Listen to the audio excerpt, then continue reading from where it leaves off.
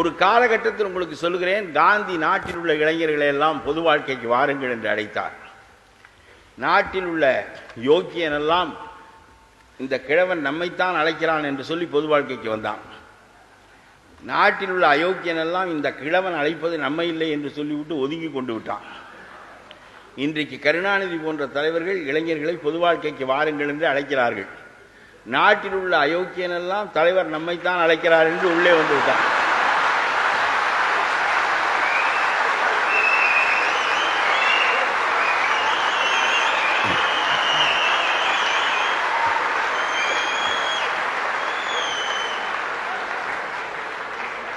எல்லா தீங்குகளுக்கும் காரணம் அழைப்பவன் யாரோ அவனை பொறுத்து பின்பற்றுபவனின் தகுதி இருக்கிறது.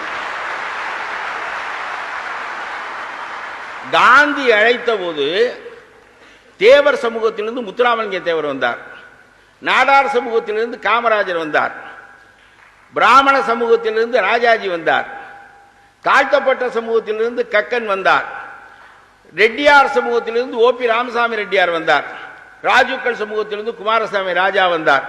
இப்படி காந்தி அழைத்த போது ஒவ்வொரு சமூகமும் தன்னிடம் இருக்கின்ற மிக உத்தமமான மிகச்சிறந்த மனிதர்களை பொது வாழ்க்கைக்கு அழைத்தது.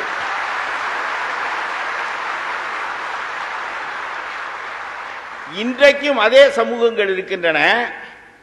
அவை எல்லா சமூகங்களும் தங்கள் பங்குக்கு மந்திரி சபைக்கு ஆள் அனுப்புகின்றன. ஒரு யோக்கியன் அந்த மந்திரி சபையில், ஒரு யோக்கியன்.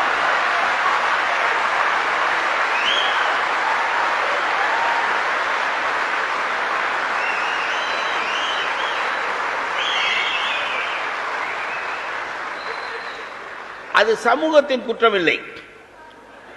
இவர்களுக்கு யார் தேவையோ அவர்களை அவர்கள் கொடுக்கிறார்கள்.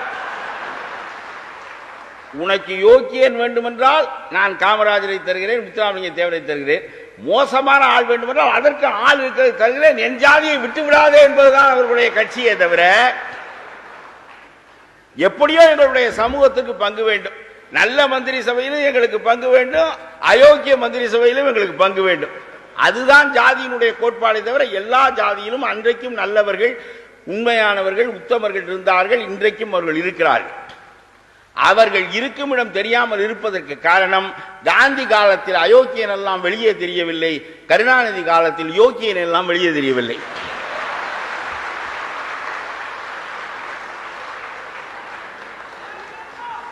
அதுதான் அடிப்படையே தவிர, இன்றைய அரசியல் கெட்டுப்போனதற்கு மன்னன் எவ்வழி அவ்வழி குடிகள் என்று தமிழிலே ஒன்று உண்டு. நாட்டை ஆளுகிற மனிதன் முன்னோடு வாய்க்கால் பின்னோடு.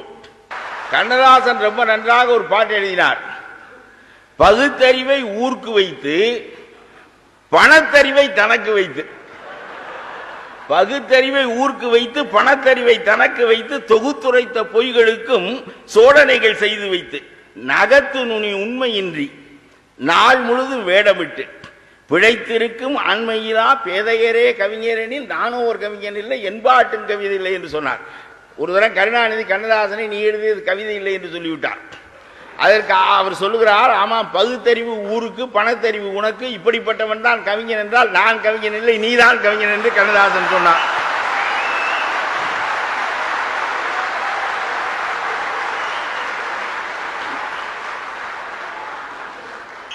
இதில் பாருங்கள், கண்ணதாசன் ஏராளமான இலக்கியங்களை எழுதி வைத்துவிட்டு கருணாநிதியை பற்றி தெரிந்து கொள்ள வேண்டிய எல்லா உண்மைகளையும் எழுதி வைத்துவிட்டு போய்விட்டால் அவருடைய எழுத்து சாகாவரம் பெற்றுவிட்டது. ஜெயகாந்தனுடைய பேனா சமீப காலத்தில் முறிந்து விட்டது. எனக்கு வருத்தம் ஜெயகாந்தனுடைய பேனா முறிந்தது அல்ல, இது காலாகாலத்தில் 40 ஆண்டுகளுக்கு முன்னாலே முறிந்திருந்தால் வைரமுத்துவை போல வசதியான வாழ்க்கையாவது பெற்றிருக்கலாமே.